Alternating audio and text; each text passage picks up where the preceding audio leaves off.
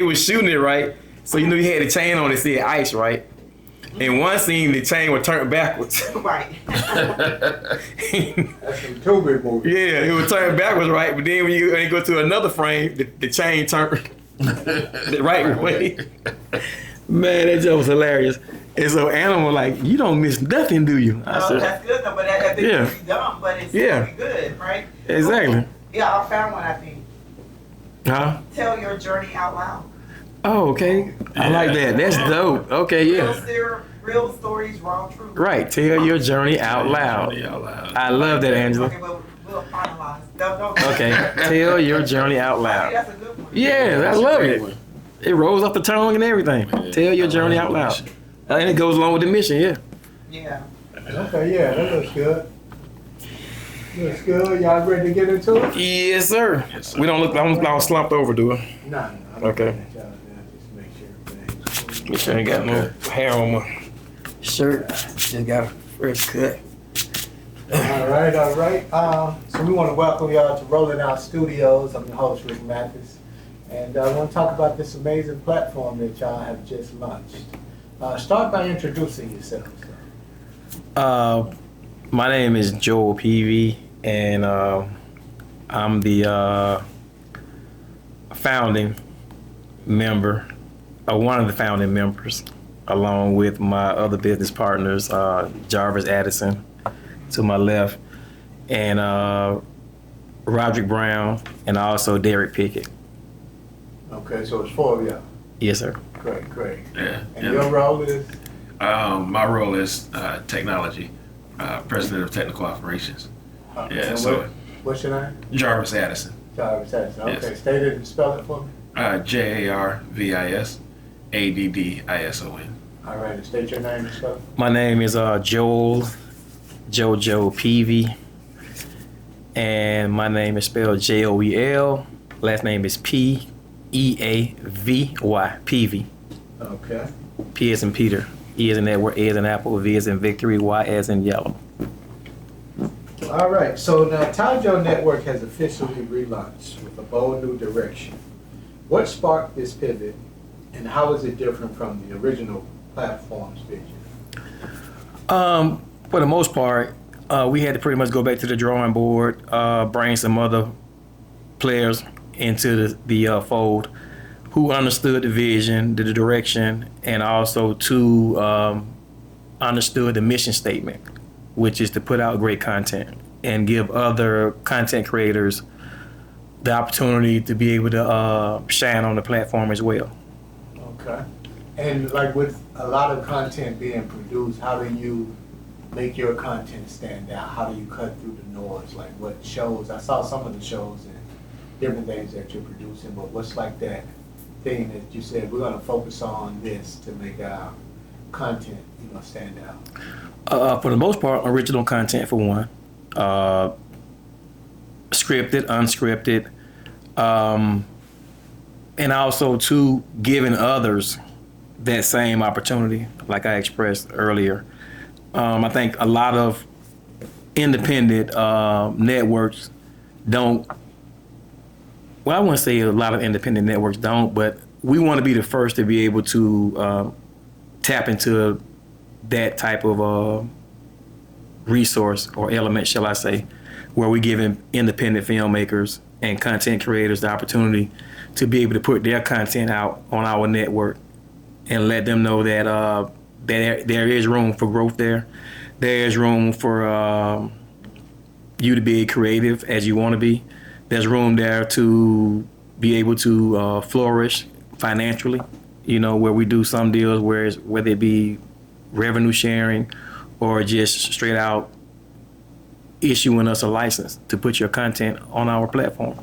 Okay, dope. Now, Jarvis, you're the tech guy, right? Yes. Now, there's a lot going on with AI right now. AI is actually creating movies, things of that nature. Right. Are you incorporating any of that, in the content, and how are you positioning yourself to incorporate technology and AI in the platform? Well, one of the artists from our first show, original show, we have an AI video for her first single, and it's on the platform. So it looks good, looks great, and there's definitely a place for it in content creation. But you know, we don't want to replace those that spent the years, the time, the sweat, the tears, creating content, and just move them out the way and just drop in some technology. So I mean, it has its place, it works, but we're still focused on flesh and blood. Good, good. And one of the things you mentioned for creators, disruptors, and storytellers, this platform is for those whose voices are too real for traditional platforms. Can you expound on what that means and kind of what that looks like in practice? You want to? Well, for one, we're not FCC regulated, so it gives the content creator the opportunity to pretty much push boundaries, so to speak, and get whatever message they're trying to get across without having to be silenced or be filtered, so to speak. So that's pretty much. Okay. Now, some of the content that you all are producing, you're launching with a powerful slate of original content, and what was the creative philosophy behind curating series like Knights of Broward County and The Invisible Scars? Well, so as you stated, we wanted to give people opportunity, so we just look for stories that were out there, that aren't being told, to kind of fill the gap or what everyone else is doing. And so that's our angle, that's our pitch. So there's a lot of talent, a lot of creators, a lot of ideas that aren't being seen, and so those are the voices that we're aiming to make heard. Okay.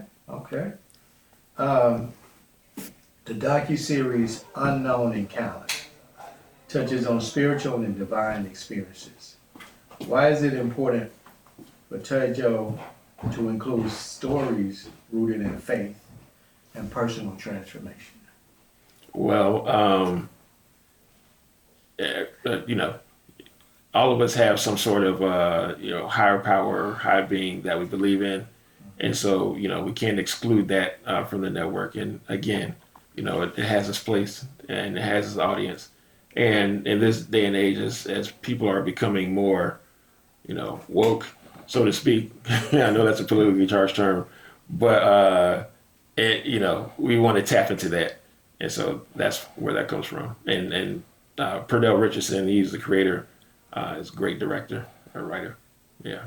Okay, dope. Now, Unseen Agenda draws from real-world fears around rideshare and trafficking. How do you ensure that entertainment like this also sparks social awareness and reflection?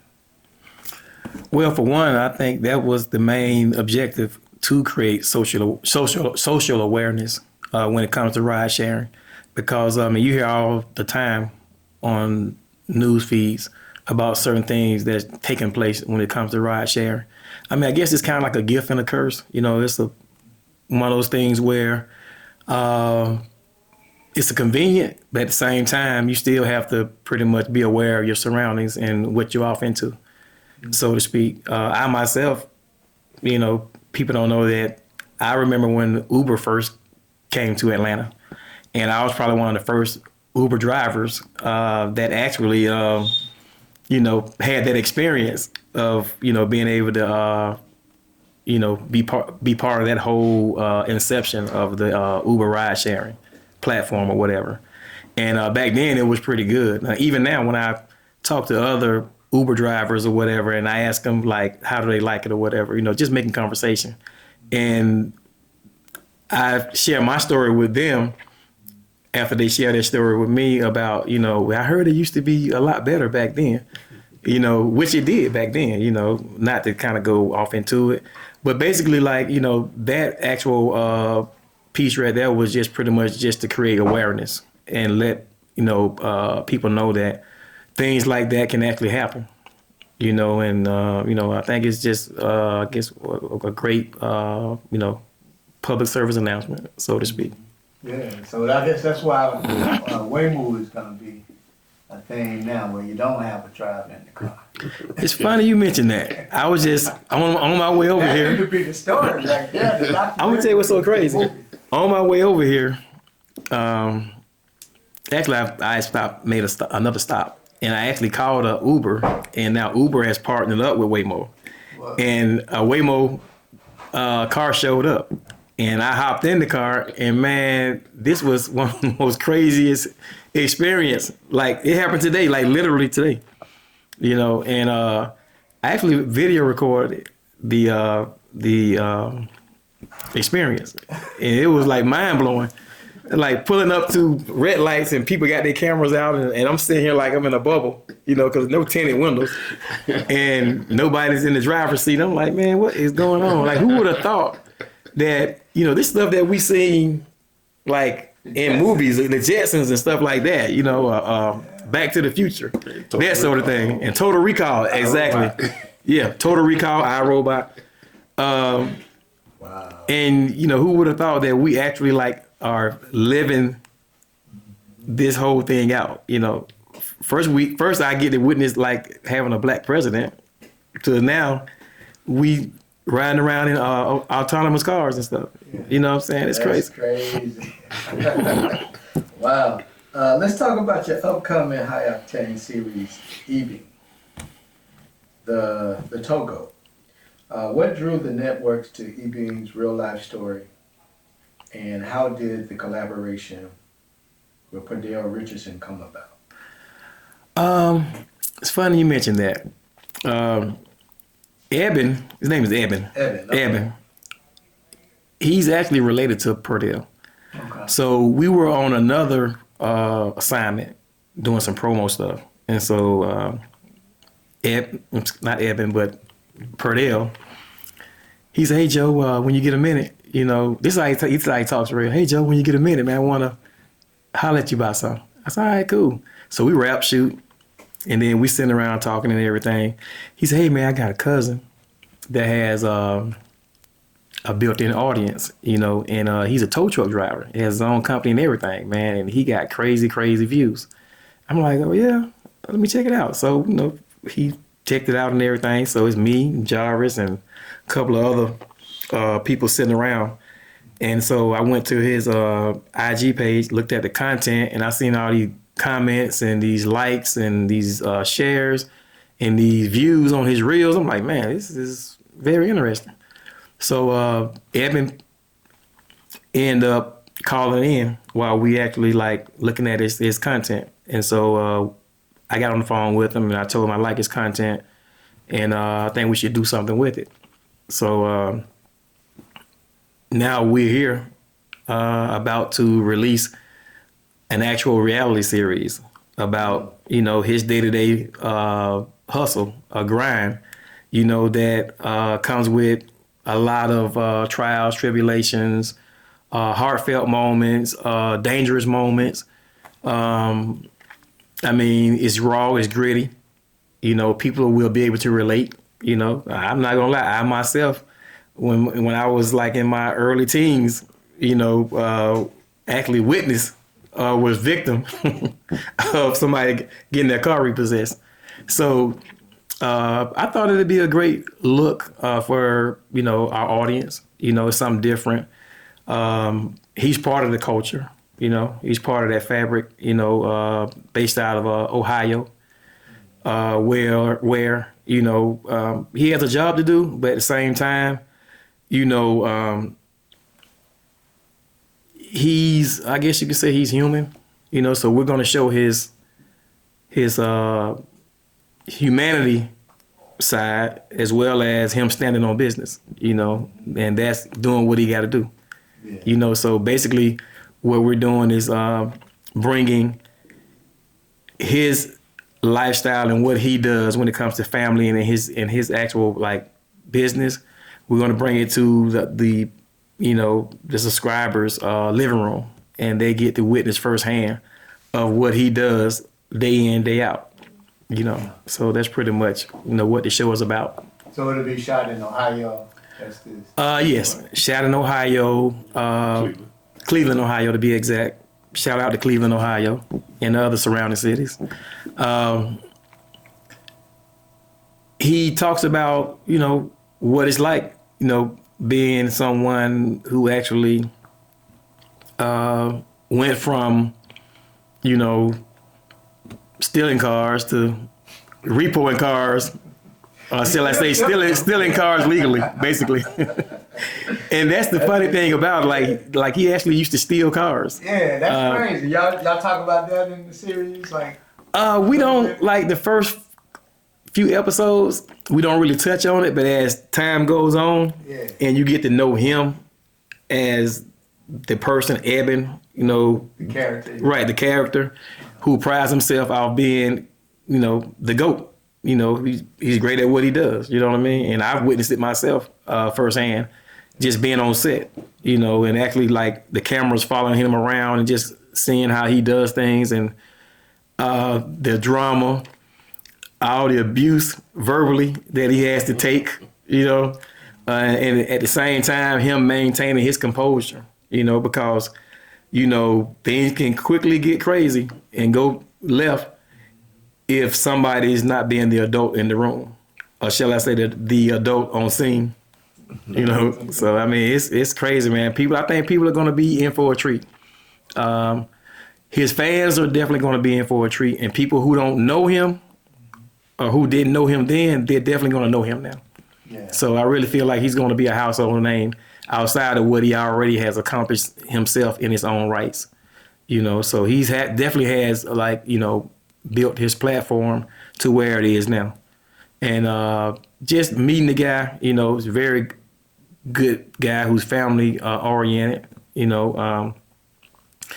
good spirit, he just, this is just what he does, this is just a job, that takes care of him and his family, Yeah, I definitely want to watch that. Now, Jarvis, you updated the website. The website is a major part of this relaunch. What specific user enhancements are you most proud of, and how do they improve the viewing journey for the viewers? Okay, so we went with a newer design, updated the design with the idea of putting the content in the forefront. So a lot of the updates make it such that, when you bring it up on the website or bring it up on your phone, because most of our users or most of our subscribers watch on their phones. And so, you get to see more content in your face. It takes good use of the space and things of that nature. A lot of subtle features, what we like to call delight the user. So that's what we did, the delight the user enhancements, like little 30-second clips of videos that takes you into the description or things of that nature. Okay. Now, I know you have a subscription-based model. Is that the only model that you have? Do you have to add For right now, advertising as well? For right now, subscription based, but we are looking into expanding into advertising based. And I could just say we're going to start off with what they call bumpers. So 10-second at the beginning, 10 seconds at the end. And Advertising? Advertising, Okay. yes. Yeah. Okay, cool. Yeah. All right, yeah, because how do you feel about the difference between the two? Like, why did you choose to go with subscription-based over just advertisers paying for the content and viewers being able to watch it for free? Well, being a startup and, using everyone's, personal funds and tapping into, smaller investors, angel investors, unfortunately, we can't afford to produce for free. So we have to charge something. But Well, I mean, it's free, but the advertisers pay for it. yeah. It's free to the viewer, but the advertisers are paying for it. Right. Well, and to your point regarding that, if you're being new, it's hard to get advertisers up front. Advertisers come on when you have reached critical mass of users. So once we get to that point, we could potentially shift the model. Yeah, got it. Okay.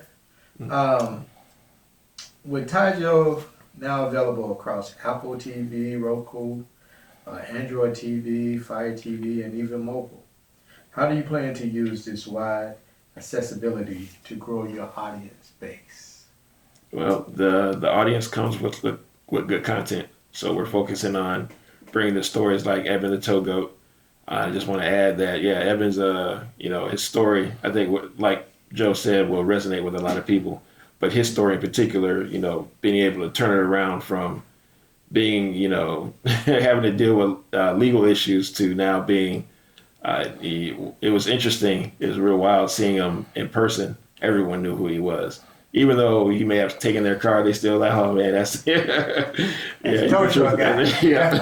And to add what Jarvis was saying, like we was up there actually filming, and so we were in Walmart.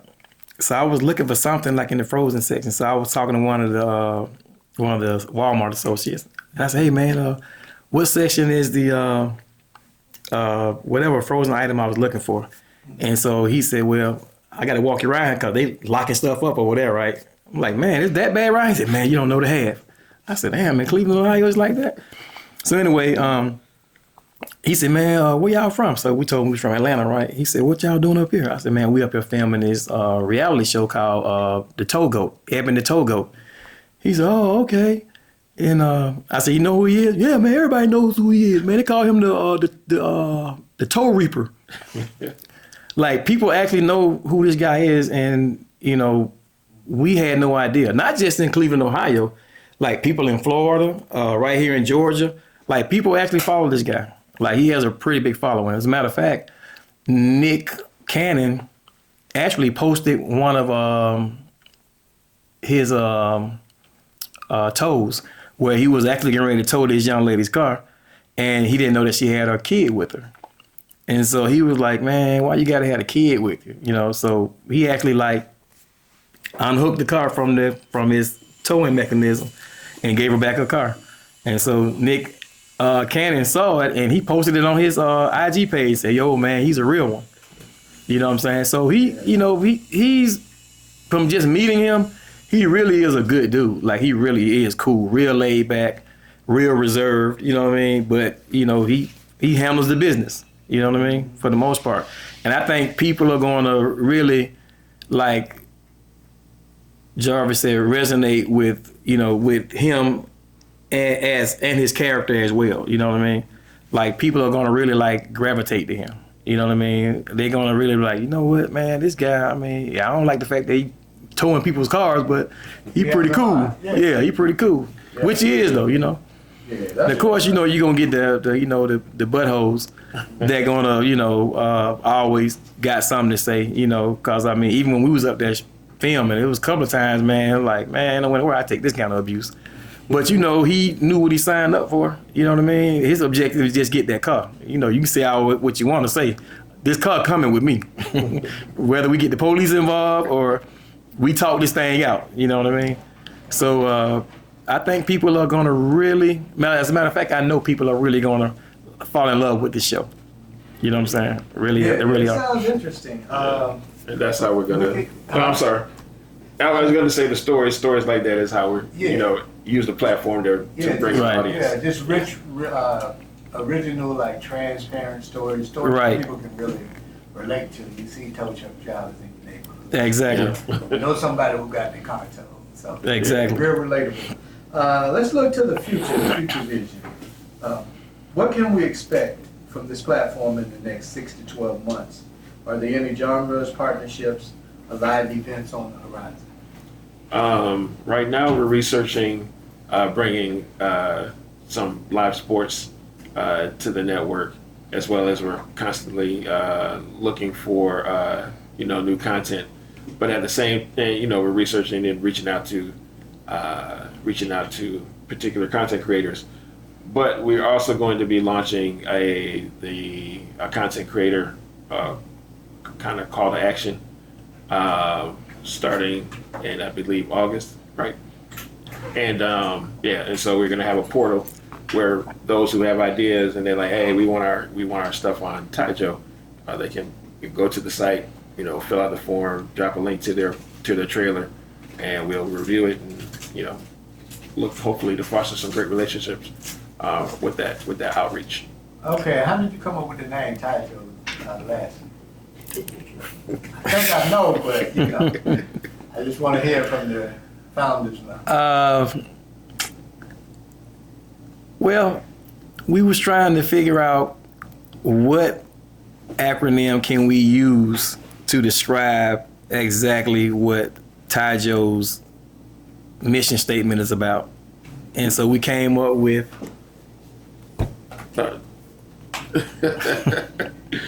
what was it? I'm sorry. We were just talking about it. It just off the top of my Tell head. your journey out loud. Thank you. Tell Okay. your journey out loud. Yeah. TYJO stands for Tell Your Journey Out Loud. So that's how we came up with the name TYJO. Okay, I thought it had Itself. something to do with JoJo.